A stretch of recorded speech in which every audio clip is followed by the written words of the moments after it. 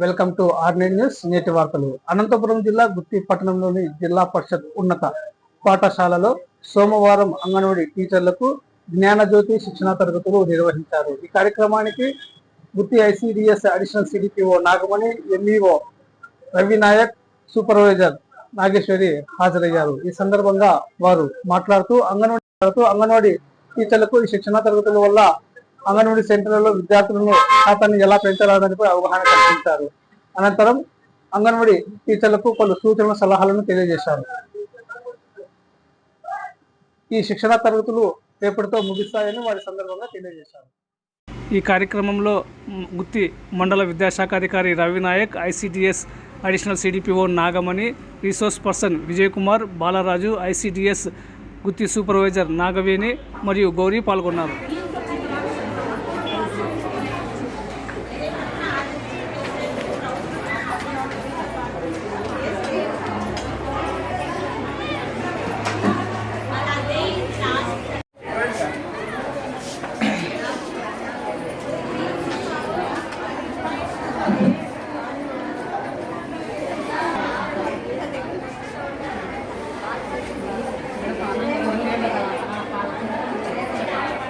సెంటర్స్కి వచ్చేటువంటి పిల్లలను, అదేవిధంగా ప్రాథమిక పాఠశాలలో ఒకటో తరగతి చేరడానికి పిల్లలను మనం ముందుగా సంసిద్ధులుగా చేయాలి.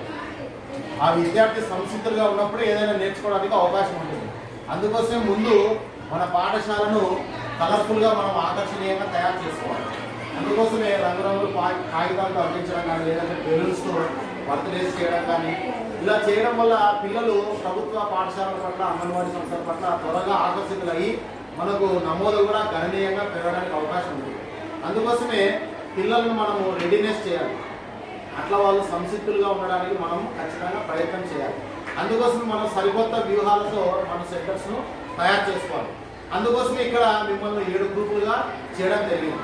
ఒకటో గ్రూప్ వాళ్ళు ఏం చేస్తారంటే రిజిస్ట్రేషన్. అంటే ఇప్పుడు ఒక పేరెంట్ ఒక అబ్బాయిని కానీ అమ్మాయిని కానీ తీసుకొచ్చారంటే ముందు వాళ్ళను నమోదు చేసుకోవాలి. వాళ్ళ ఆధార్ నెంబర్, వాళ్ళ డీటెయిల్స్ అని వాళ్ళు నమోదు చేసుకొని ఈ సెంటర్ యొక్క ఉద్దేశాలు, లక్ష్యాలు వాళ్ళు వివరిస్తారు.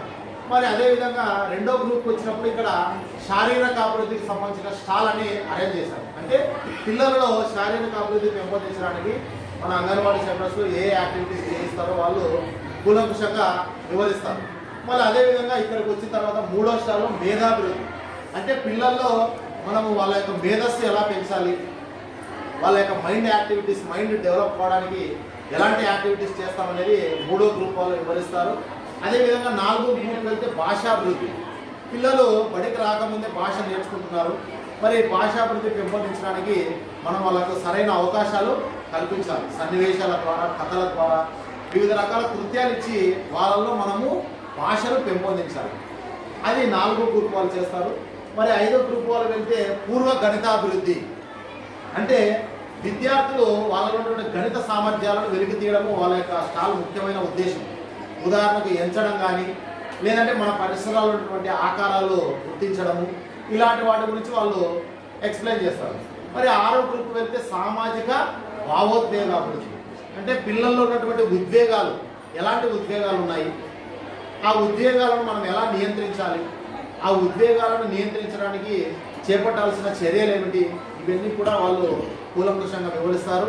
మరి అదేవిధంగా లాస్ట్ స్టాల్ వాళ్ళు ఏం చేస్తారంటే వాళ్ళ యొక్క అసెస్మెంట్ ఫలితాలు. అంటే 1 నుంచి 6వ గ్రూప్ వరకు పిల్లలు ఏ విధంగా ఉన్నారు, వాళ్ళ యొక్క ప్రగతి ఎలా ఉంది, ముఖ్యంగా భాష ఏ విధంగా నేర్చుకున్నారు, తర్వాత వాళ్ళ యొక్క ఎత్తు బరువు ఏ విధంగా ఉంది, తర్వాత వాళ్ళు భాష ఏ విధంగా మాట్లాడారు, గణితానికి సంబంధించి ఏం చెప్పారు, ఇవన్నీ కూడా వాళ్ళు ప్రతి ఒక్కటి గమనిస్తూ వాళ్ళ యొక్క ఫీడ్బ్యాక్ తెలియజేస్తూ ఒక ప్రగతి పత్రం రాసి తల్లిదండ్రులకు ఇవ్వడము జరుగుతుంది. అంటే ఈ విధంగా ఒక మేళా నిర్వహించడం ద్వారా ప్రభుత్వం యొక్క ముఖ్యమైన ఉద్దేశం ఏమంటే ఇంట్రెస్ట్గా, ఆసక్తిగా పిల్లవాడు మన బడికి రావాలి. ఆ ఉద్దేశంతోనే అంగన్వాడీ సెంటర్స్లో ఈ విధంగా చేర్చడం జరిగింది. కాబట్టి ఈ విధంగా మనం స్టాల్స్ అరేంజ్ చేసినప్పుడు ఆ పిల్లవాడు వినూత్నంగా ఆలోచన చేసి ఖచ్చితంగా నేను ఈ బడికి వెళ్ళాలి, ఇక్కడ నేర్చుకోవాలి, ఇక్కడ మేడం వాళ్ళు, సార్ వాళ్ళు బాగా చెప్తున్నారు అనేటువంటి ఆలోచనకు వచ్చి రోజు మన బడికి మన సెంటర్కి వస్తారు.